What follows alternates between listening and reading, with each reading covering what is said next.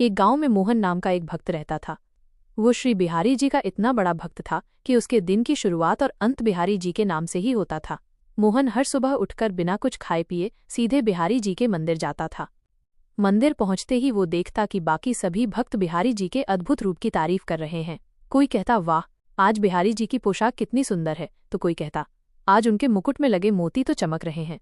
लेकिन मोहन को केवल एक दिव्य ज्योति दिखाई देती थी जो उसे सुकून देती थी। मोहन बहुत परेशान था।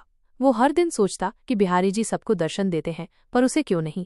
उसे लगता था कि शायद उसकी भक्ति में कोई कमी है। वो मन ही मन बिहारी जी से बात करता, हे बिहारी जी, मैं तो आपका इतना बड़ा भक्त हूँ, फिर भी आप मुझे दर्शन क्यों नहीं देते। मैं आपकी मूर्ति देखना चाहता हूँ, आपके चेहरे की मुस्कान देखना चाहता हूँ। कई दिन ऐसे ही बीत गए। उसकी बेचैनी बढ़ती गई। एक दिन मोहन ने हिम्मत करके बिहारी जी से कहा, हे मेरे प्रभु, मैं कल फिर आऊंगा। अगर कल आपने मुझे दर्शन नहीं दिए तो मैं समझ जाऊंगा कि आप मुझसे नाराज हैं और मैं यमुना जी में डूबकर अपनी जान दे दूंगा। उसी रात बिहारी जी एक ऐसे कोढ़ी के सपने में आए जो मंदिर के रास्ते में बैठा रहता था। उस कोढ़ी का नाम रामू था। रामू कोढ़ की बीमारी से बहुत परेशान था और दर्द से कराहता रहता था। बिहारी जी ने उससे कहा, रामू, क्या तुम अपना कोढ़ ठीक करना चाहते हो। रामू ने दर्द भरी आवाज में कहा, हाँ मेरे प्रभु, मैं ठीक होना चाहता हूँ। बिहारी जी ने कहा, तो सुनो, कल सुबह मंदिर के रास्ते पर एक भक्त मिलेगा जो मोहन है। जैसे ही वो तुम्हें दिखे तुम उसके पैर पकड़ लेना।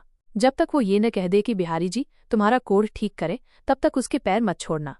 अगले दिन सुबह रामू उसी जगह पर बैठ गया जहां से मोहन रोज गुजरता था। रामू के मन में एक उम्मीद की किरण जगी थी। जैसे ही मोहन मंदिर की तरफ जा रहा था, रामू ने उसके पैर कसकर पकड़ लिए और कहा, पहले आप कहो कि मेरा कोढ़ ठीक हो जाए। मोहन पहले से ही परेशान था और अब ये नई मुसीबत देखकर वो झुंझला गया। उसने रामू से कहा, मेरे कहने से क्या होगा, मेरे कहने से भला तुम्हारा कोढ़ कैसे ठीक हो जाएगा। तुम मेरा रास्ता छोड़ो, मुझे मंदिर जाना है। लेकिन रामू ने पैर नहीं छोड़े। वो बोला, नहीं, जब तक आप ये नहीं कह देते कि बिहारी जी तुम्हारा कोढ़ ठीक करें, तब तक मैं आपके पैर नहीं छोड़ूंगा। मोहन को बहुत गुस्सा आया। वो सोच रहा था कि एक तो बिहारी जी दर्शन नहीं दे रहे हैं, ऊपर से ये कोढ़ी पीछे पड़ गया है। आखिरकार परेशान होकर मोहन ने गुस्से में कहा, जाओ, बिहारी जी तुम्हारा कोढ़ ठीक करें, और तेजी से मंदिर की तरफ चला गया। जब मोहन मंदिर पहुंचा तो उसकी आंखें खुली की खुली रह गईं।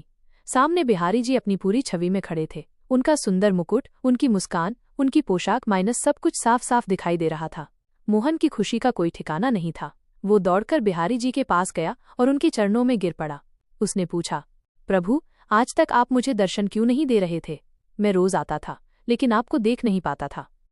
बिहारी जी ने प्यार से मुस्कुराते हुए कहा, मेरे प्यारे भक्त, तुम मेरे निष्काम भक्त हो। तुमने आज तक मुझसे कुछ नहीं मांगा। यहाँ जितने भी भक्त आते हैं वे मुझसे कुछ न कुछ मांगते रहते हैं, माइनस कोई धन मांगता है तो कोई सुख। वे सब मुझसे एक सौदेबाजी करते हैं और मैं उनसे नजरें मिला सकता हूँ। लेकिन तुम निस्वार्थ भाव से मेरी भक्ति करते हो। मुझे लगता था कि मैं क्या मुंह लेकर तुम्हें दर्शन दूं, क्योंकि मैंने तुम्हें कभी कुछ नहीं दिया। लेकिन आज तुमने पहली बार मेरे नाम पर उस कोढ़ी की भलाई मांगी, इसलिए मैं तुम्हें दर्शन देने आ गया। मोहन की आंखों में आंसू आ गए। उसे अपनी गलती का एहसास हुआ। उसे समझ आ गया था कि सच्ची भक्ति वो होती है जिसमें हम भगवान से कुछ मांगते नहीं बल्कि उनकी सेवा करते हैं। कहानी का सार। इस कहानी का सार यही है कि भगवान की भक्ति निस्वार्थ भाव से करनी चाहिए। अगर हम भक्ति करके भी दुनिया की सुख सुविधाएं मांगते हैं तो वो भक्ति नहीं बल्कि एक व्यापार है। भगवान को वो भक्ति सबसे प्यारी होती है जिसमें भक्त केवल प्रेम और श्रद्धा से उनकी पूजा करता है, बिना किसी स्वार्थ के।